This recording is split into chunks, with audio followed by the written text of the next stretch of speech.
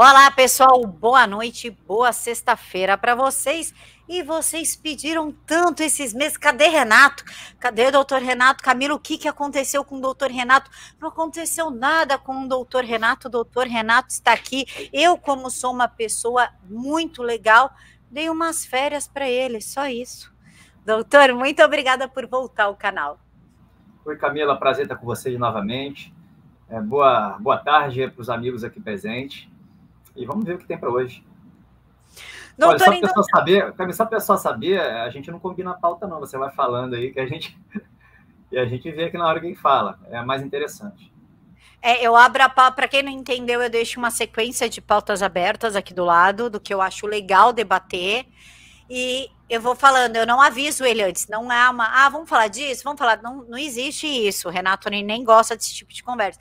Abre aí, vamos. Então, abre aí, vamos, doutor. E para a gente começar, eu queria falar da Justiça aqui de São Paulo, que suspendeu o sistema de reconhecimento facial no metrô, que foi imposto por uma licitação. Quem ganhou foi a China, esse software, tudo é da China.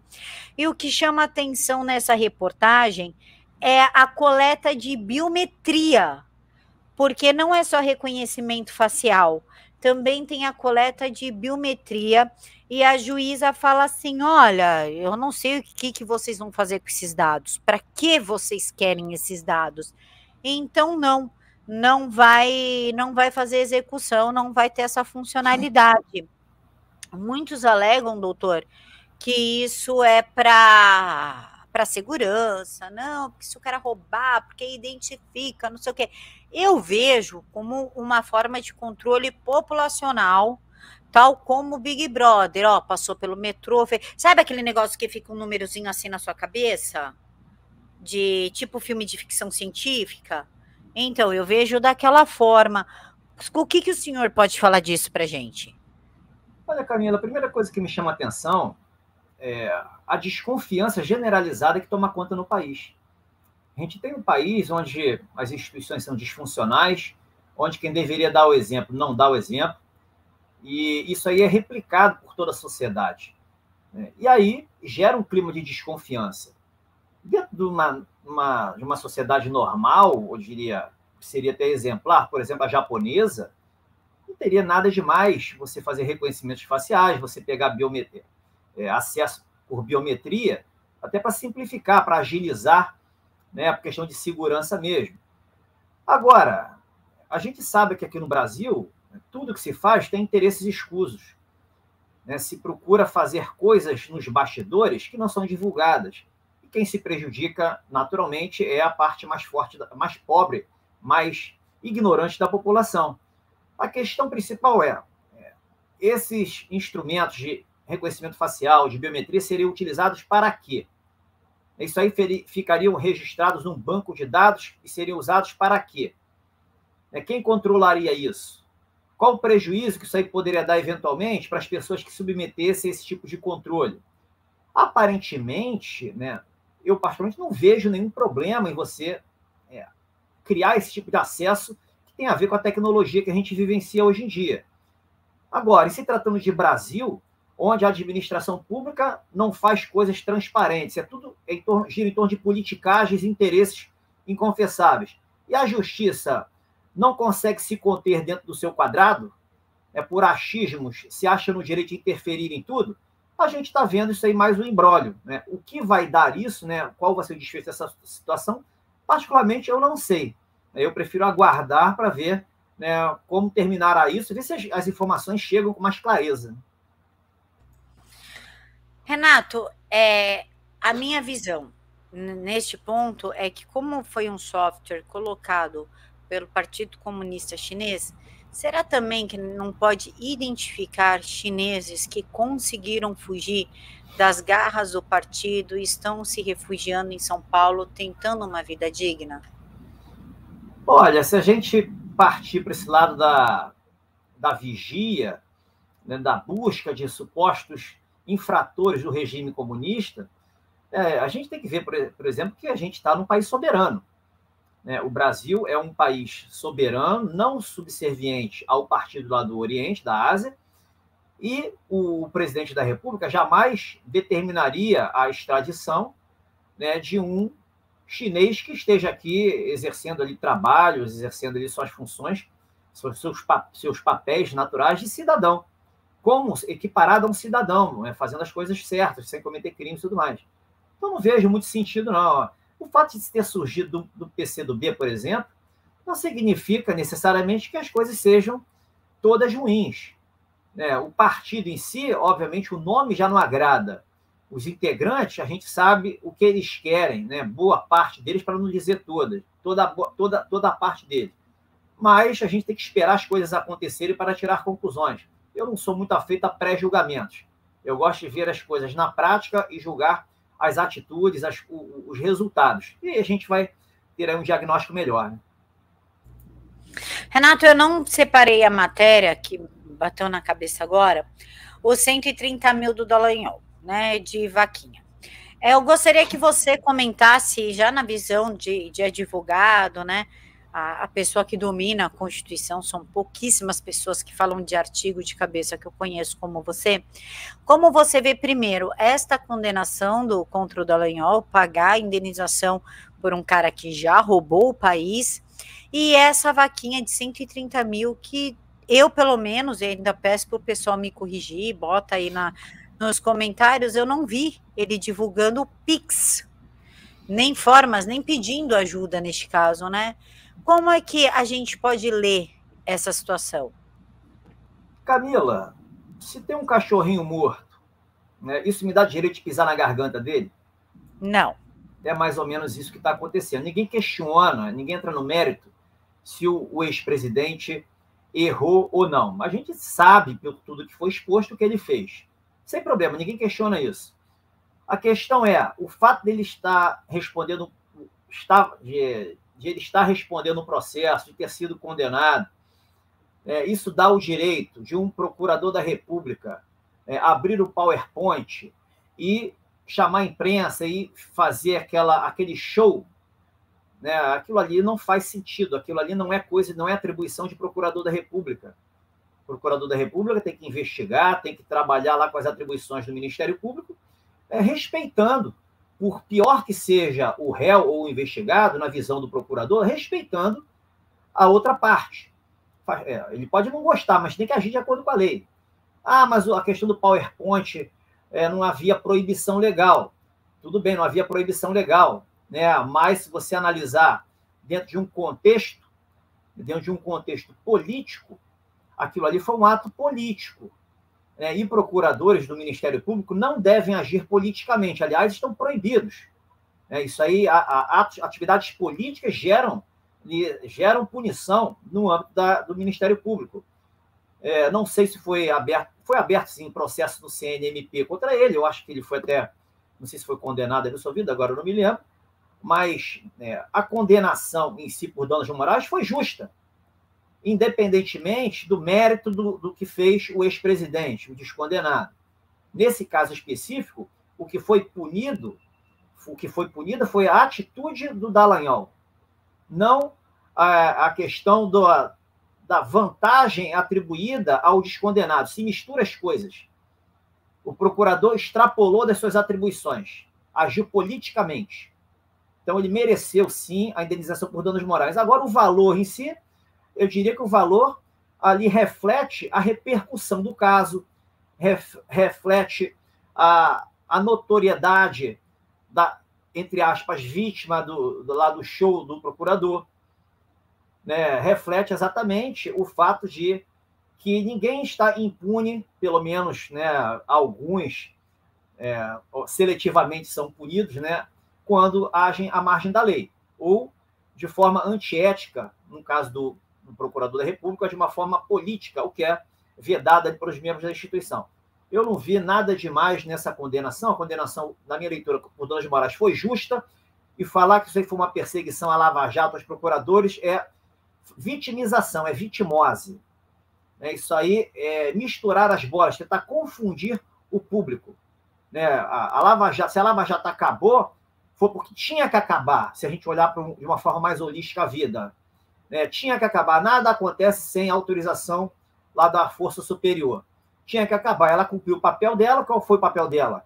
Desmascarar o PT, né, inviabilizar praticamente o MDB, mas beneficiou, né, pelo menos ali, não chegou nem a fazer cosquinha no irmãozinho lá, o PSDB.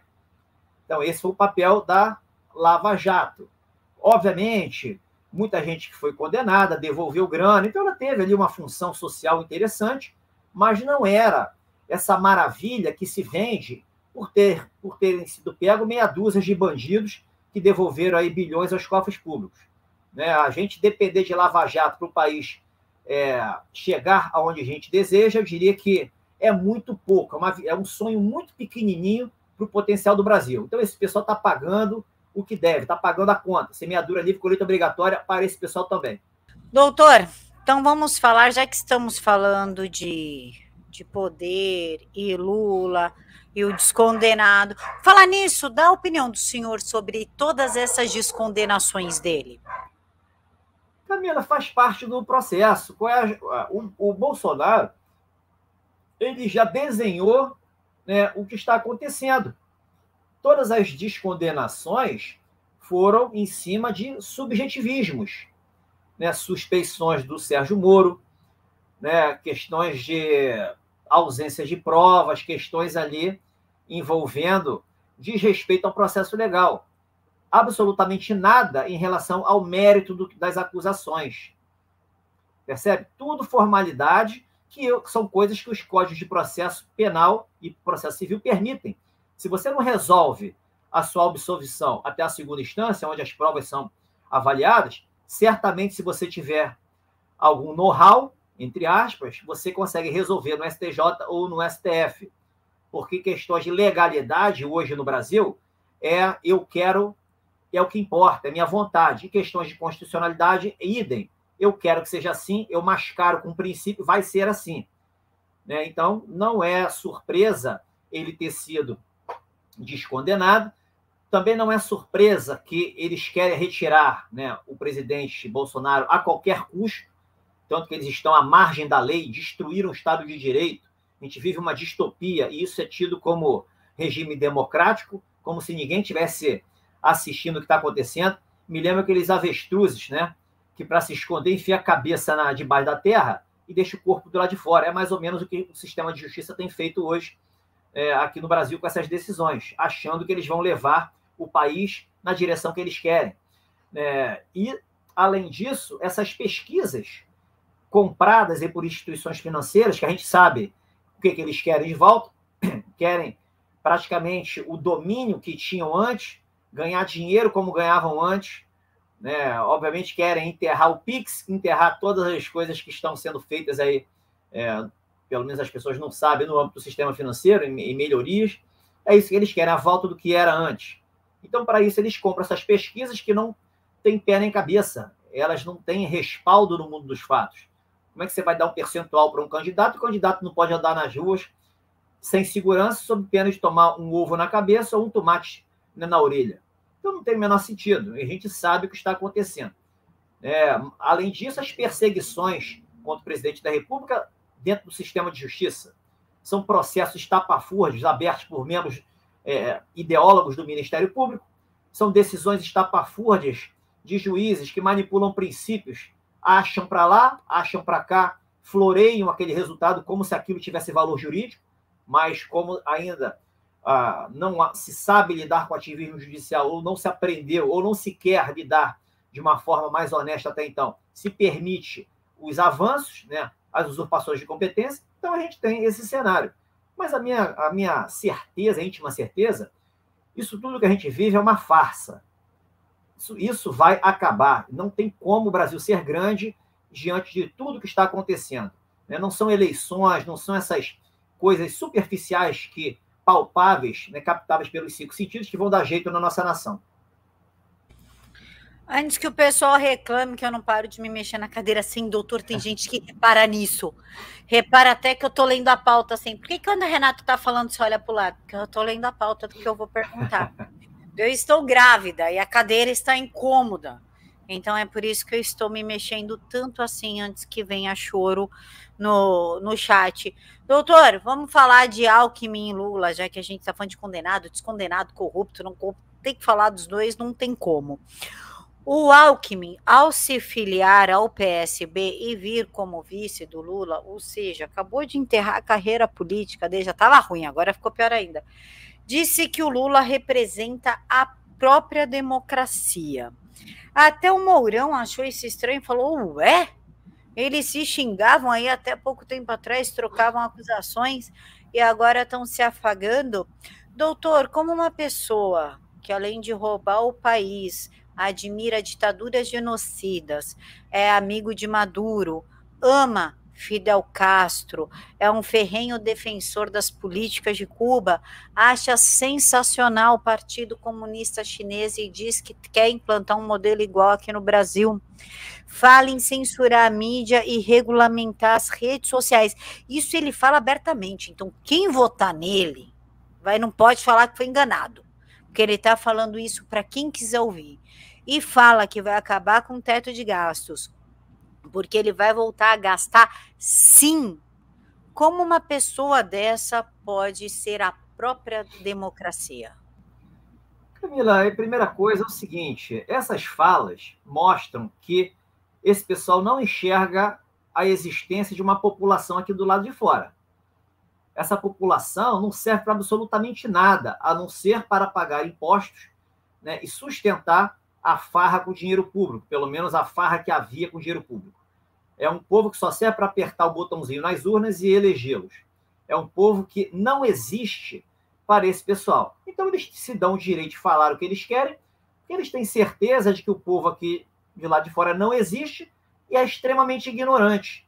É um povo que vive muito mais para a autossobrevivência do que propriamente pensando no bem-estar do próximo, no crescimento do país. Então eles falam isso e fica por isso mesmo. A segunda coisa é o seguinte, o que me chamou a atenção é como é importante a liberdade de expressão. Sobretudo, a inviolabilidade parlamentar por opiniões, palavras e votos. Absoluta, civil e penalmente. Apesar daqui no Brasil só existir na teoria. Obviamente que nenhum dos dois são parlamentares e tem essa inviolabilidade. Mas isso mostra o seguinte, o que o descondenado fala, o que o Alckmin fala, defendendo coisas indefensáveis, faz as pessoas terem a oportunidade de reconhecerem quem são os políticos, a essência dos políticos, o que eles pensam. E num sistema eleitoral que funciona, decente, confiável, como será esse ano nas eleições de 2022, teremos eleições limpas, confiáveis, tranquilamente, ninguém tem que ter dúvidas em relação a isso, a gente vai ver o resultado. Então, eu diria que eu não levo em consideração absolutamente nada que os políticos falam hoje em dia. Sinceramente, procuro me afastar das notícias, porque não agregam absolutamente nada. Elas apenas deixam as pessoas descrentes, fragilizam o modo de pensar das pessoas, obviamente abala o lado emocional e impede o povo de se unir em prol do que ele deseja, mostrar a força que ele tem concretamente em manifestações, coisa que nunca houve aqui no Brasil, sequer em 7 de setembro. Exatamente, doutor. Doutor, sobre a história da gasolina. Olha que estranho. O TSE não deixou, o STJ não deixou o presidente Bolsonaro congelar o câmbio, abaixar o valor da gasolina, enfim, porque falou que isso era uma questão eleitoreira. Inclusive, eles arquivaram a consulta do governo sobre a redução do preço de combustível. Falou que ele usa isso de forma eleitoral. Lembrando que em 2006, bem próximo assim das eleições, Lula foi lá e cortou o preço da gasolina e abaixou o preço. Só que, em contrapartida, os governadores decidiram prorrogar o congelamento de ICMS sobre a gasolina e ninguém falou nada. Esses mesmos governadores que recorrem a tudo que o presidente Bolsonaro faz para o STF. 2 pesos, 2 medidas, doutor, o que aconteceu? Por que o presidente não pode? E é uma medida eleitoreira e os governadores, em época de eleição, podem. Camila, não existe vácuo no exercício do poder. né, o presidente não pode porque ele aceitou que disseram para ele que ele não pode. Agora, onde está escrito que ele não pode? Em lugar nenhum. Em lugar nenhum. Isso é matéria tributária. Matéria tributária é competência do legislativo com o executivo. Não é o judiciário que vai dizer se ele pode apresentar um projeto de lei para reduzir impostos ou se pode editar uma medida provisória para reduzir impostos. Não é o judiciário que vai dizer isso, que vai controlar isso. É a atribuição legislativo, executivo, impostos federais, Congresso Nacional e Presidente da República. Estaduais, Assembleia Legislativa, governador, municípios, Câmara dos Vereadores, prefeitos. Né? Por que acontece isso? Acontece isso porque não se sabe dizer não para sistema de justiça, para quem quer que seja. Se aceita, paciência, não tem o que reclamar. Né? Quais as razões que estão por trás para essa aceitação? É uma estratégia, né, para deixar esse pessoal avançando, mas avançando até quando? Porque não há limite. Não há limite. Para deixar avançando, só há uma conclusão, pelo menos na minha leitura. Terá um fim muito em breve. Então, não está a fim de se esquentar, né, criar um conflito necessário para virar o jogo antes do tempo. Então, é a única forma que eu enxergo. Dizer que a ignorância, que não sabe que o Poder Executivo pode sim enviar um projeto de lei para mexer em alíquotas de impostos federais, né, dizer que não sabe ou que não pode, sinceramente, né, o assessor jurídico, se falou isso, tem alguma coisa estranha. Eu não acredito que um assessor jurídico da presidência não saiba que questão tributária não pode ser inviabilizada por achismo de ministro do TSE. Né? A Constituição, quando fala em matéria tributária, competências, não diz lá, exceto em ano eleitoral, para uma redução de impostos não se caracterizar como ali um privilégio para o candidato que esteja no governo. Não há uma exceção expressa na Constituição em relação à matéria tributária. Se não há exceção expressa na Constituição, né, significa que qualquer questão tributária não está sujeita à avaliação de juízes eleitorais. Percebe? Essa é a conclusão mais óbvia, até porque não cabe ao TSE dizer sobre questão tributária. Não é competência deles para isso. Eles avaliam questões eleitorais de acordo com o que diz lá o Código de Processo Eleitoral, Código Eleitoral. E ali não fala absolutamente nada de tributos. Fala de vantagens, né? Vantagens concretas, né, que possam caracterizar ali de uma forma objetivamente verificável, né, não como eles fazem, achismos. Eles acham e empurram o que eles querem goela dentro. Enquanto tiver gente do outro lado que aceita, né, aceita se submeter, eles vão fazê-lo. O sistema é ensinado assim nas faculdades, judiciário dá a última palavra sempre. Né? E se vendeu a ideia de que o judiciário diz o direito. O presidente da República não tem palavra nenhuma, não tem poder nenhum para dizer o direito. O presidente das casas legislativas também não tem. Mas isso não está escrito em lugar nenhum.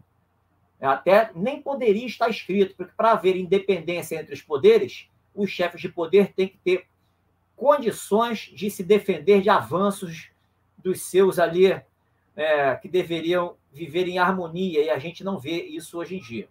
Então, por que acontece isso? Porque se alimenta o ativismo judicial, para mim, de uma forma incompreensível, como, por exemplo, ter ingressado com essa consulta no TSE. Para mim, foi uma decisão jurídica extremamente idiota, né, porque fomentou o ativismo judicial, uma matéria que competia exclusivamente ao Congresso Nacional e ao Presidente da República. E você aí, olha só como o Papai do Céu é generoso, né, ele corrige lambanças feitas pelo lado do bem. Né, ele fez o TSE rejeitou, né, a consulta. Rejeitou a consulta, ou seja, ele não aproveitou de bandeja, né, o ativismo judicial para se intrometer na matéria tributária, dizendo que não poderia mexer nos impostos. Porque o que o advogado geral da União fez foi isso.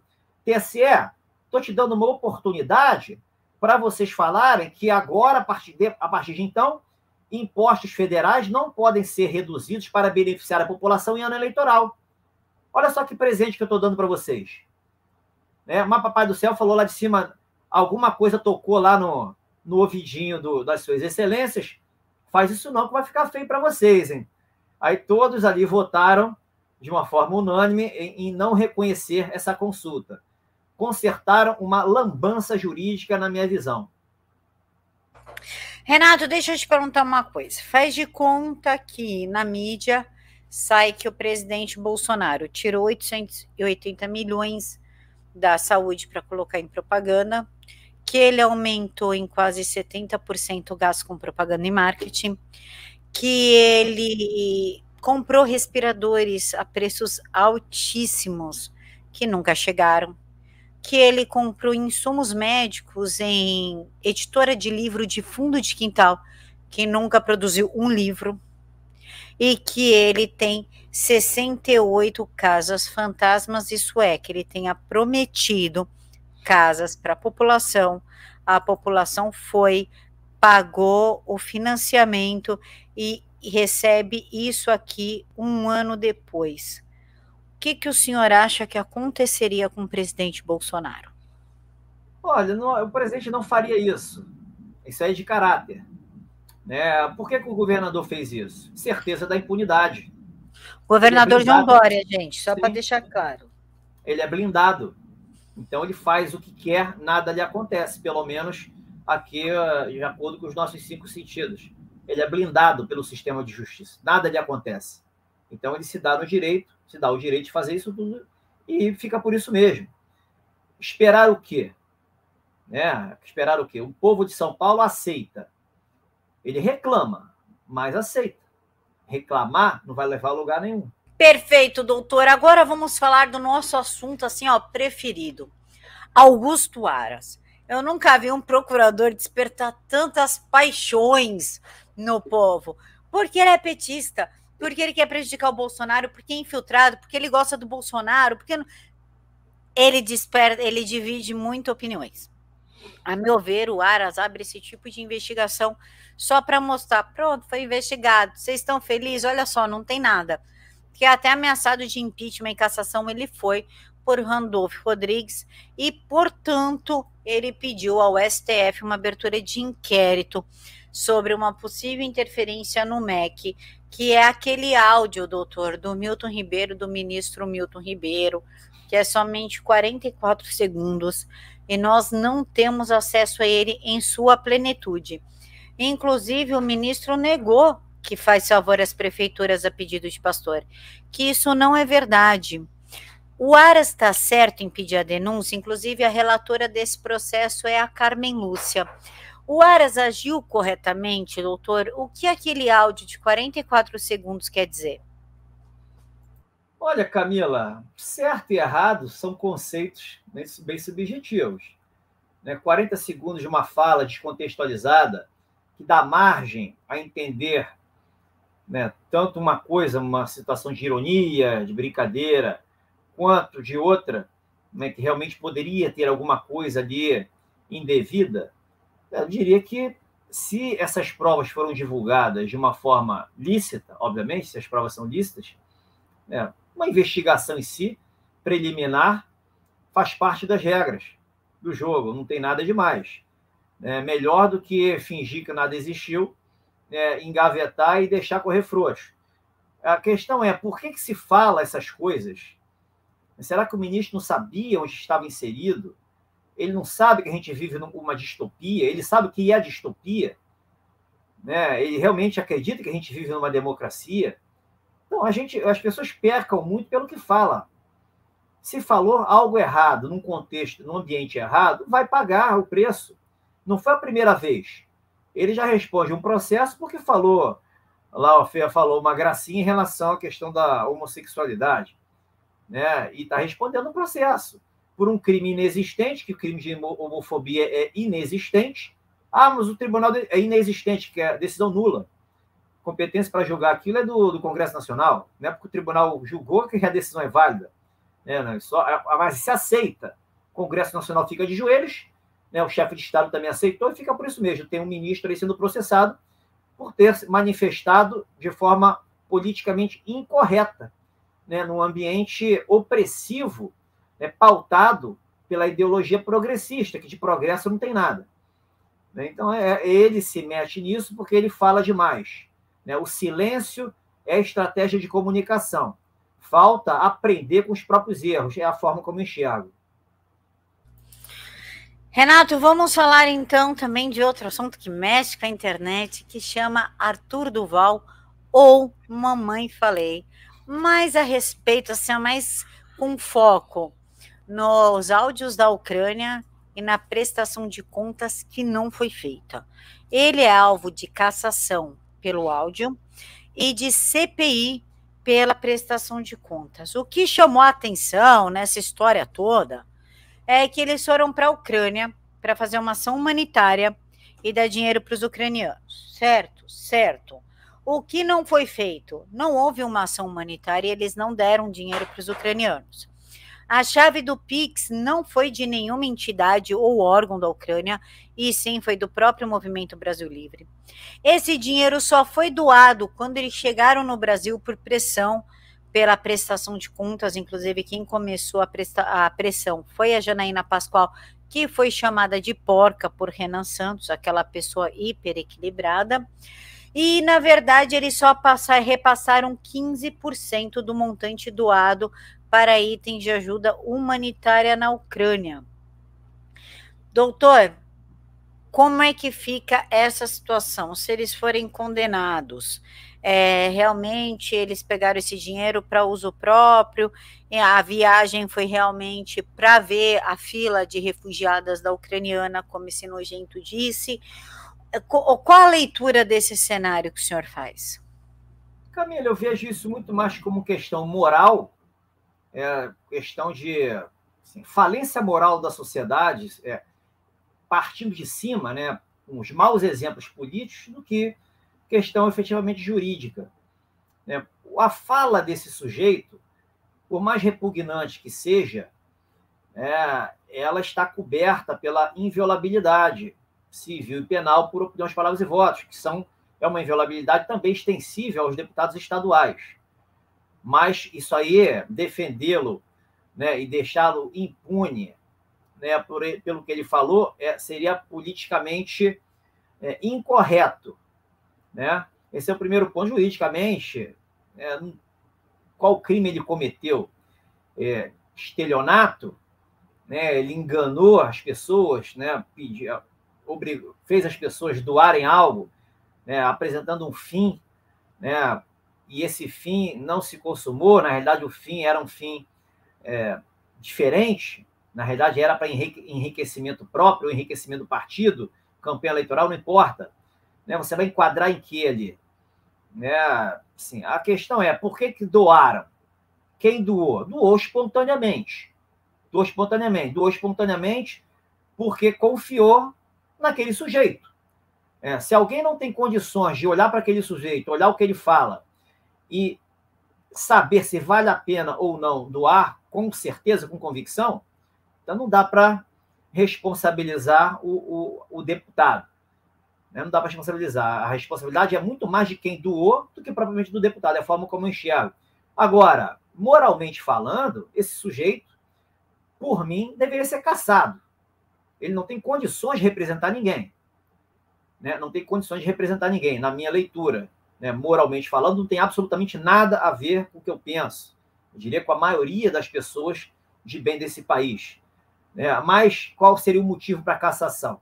O motivo para a cassação seria ali um decoro, né? Quebrou com decoro parlamentar, que isso aí, o que é decoro parlamentar? Né? O que é quebra de decoro? Você enquadra qualquer coisa aí.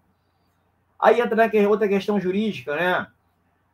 Mas como é que ele pode quebrar o decoro com base numa fala, se a fala dela está coberta pela inviolabilidade, que é uma prerrogativa do parlamentar? Então, dentro de uma interpretação, diria, coerente, qualquer hipótese de quebra de decoro não poderia estar inserida em algo que se fala pela liberdade, na liberdade de expressão parlamentar. Teria que se arrumar outra coisa.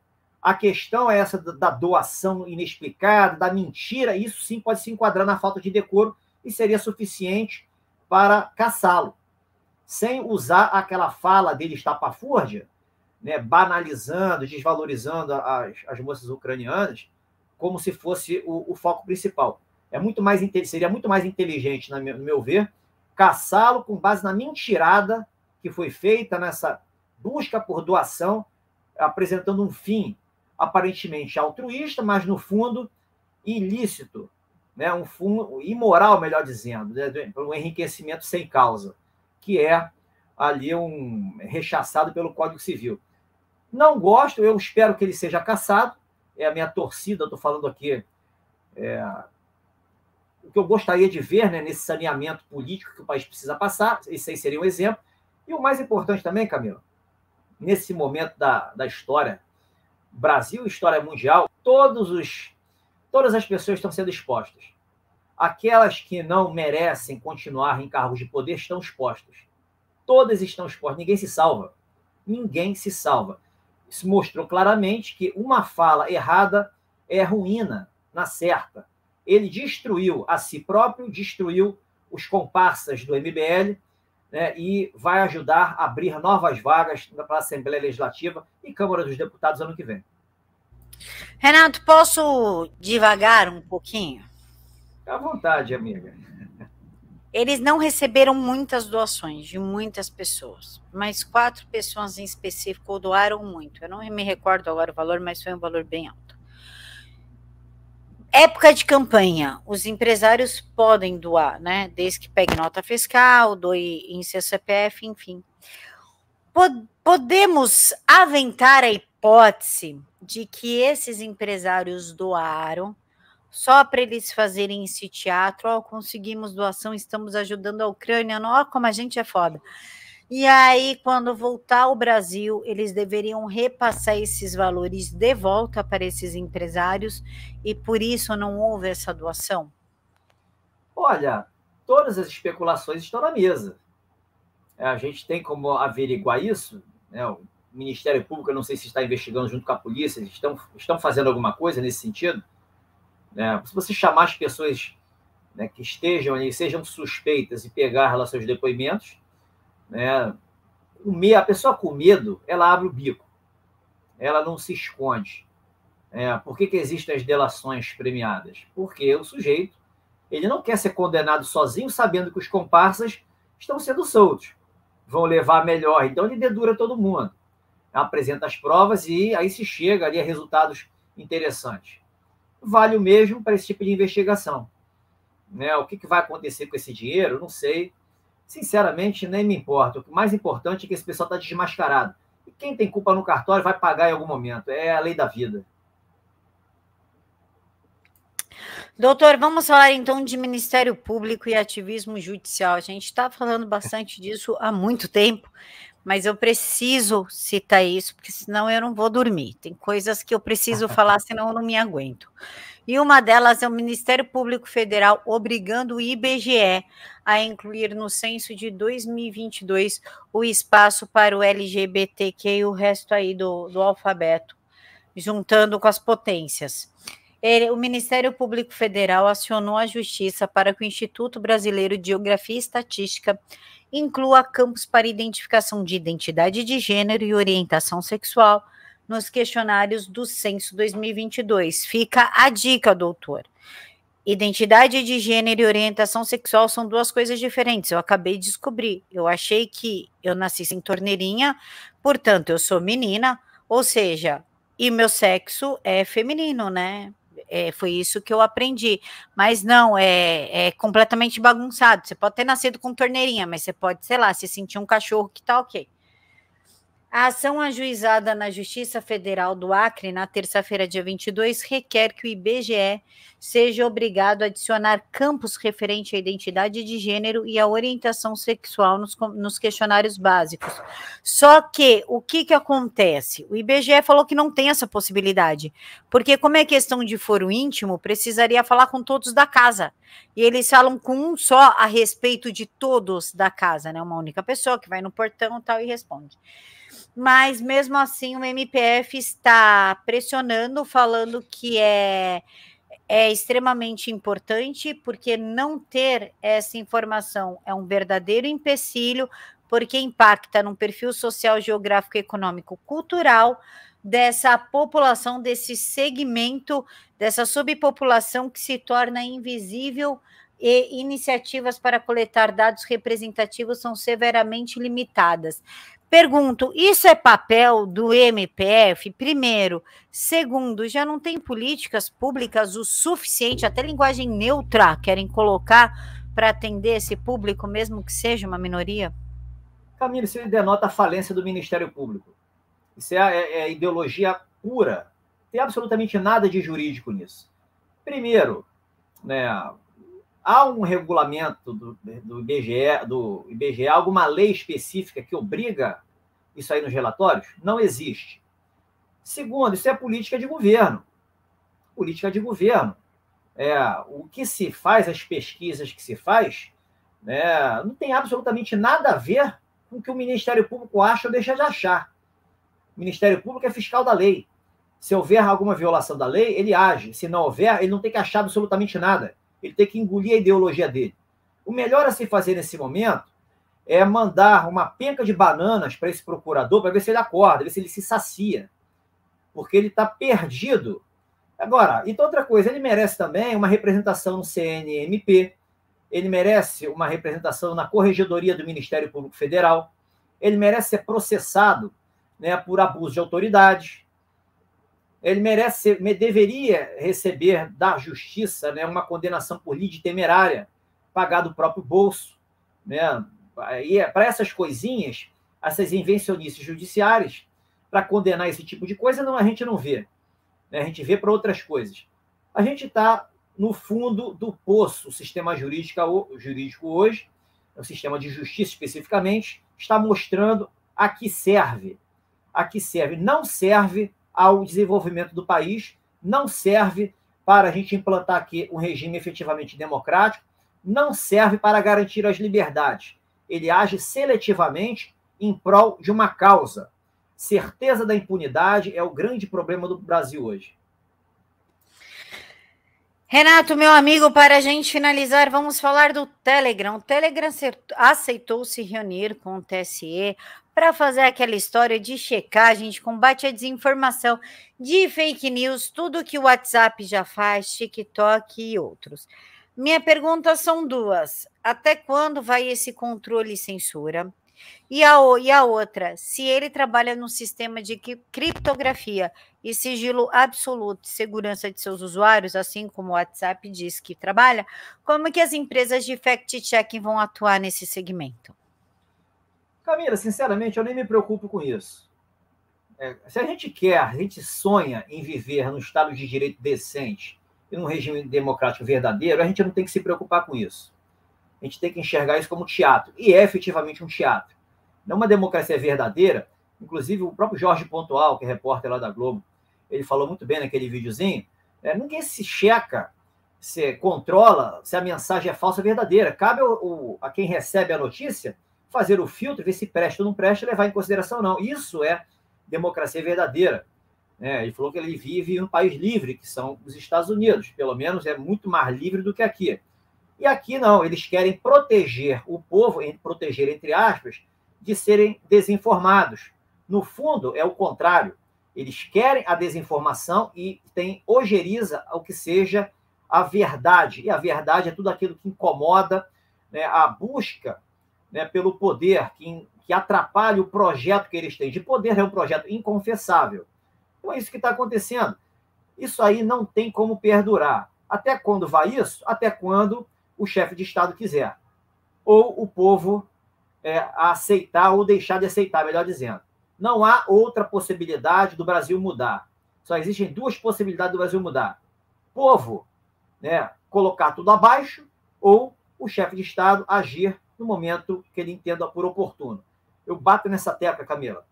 É ilusão achar que o Brasil terá jeito com eleições. O país está com tumor. Está com um tumor. Você precisa arrebentar o tumor, extrair o tumor, e para tentar conter as metástases.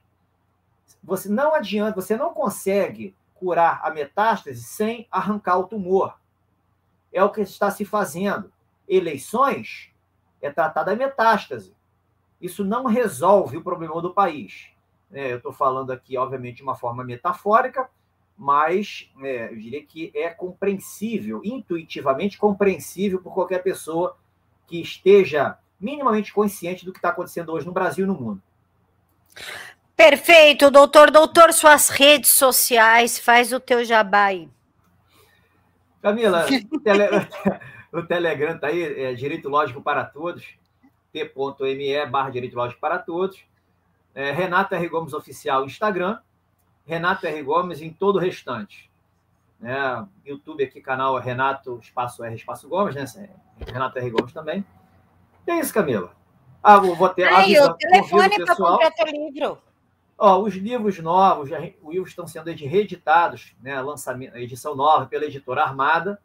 Tá. Estão lá na minha comunidade do YouTube, lá no meu canal. Tem lá os links que levam lá para a editora Armada, já estão em pré-venda. E a gente vai fazer um lançamento aí em São Paulo. Tá?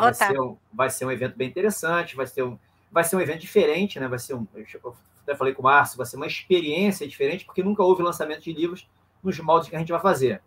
O ingresso dará direito aos livros, lá dentro vai ter um coquetel, vai ter lá um espaço para network, vai ter uma palestra, um bate-papo, vai ser um evento mais ou menos de 4 horas de duração, né? Então vai ser bem interessante, e assim que estiver pronto, lá tudo organizadinho, a gente vai lançar aí para pré-venda também, tá? E os amigos aí serão avisados. E eu vou, mas como grávida, assim, vocês não podem cobrar de uma gestante. Claro que não pode. Será bem-vinda.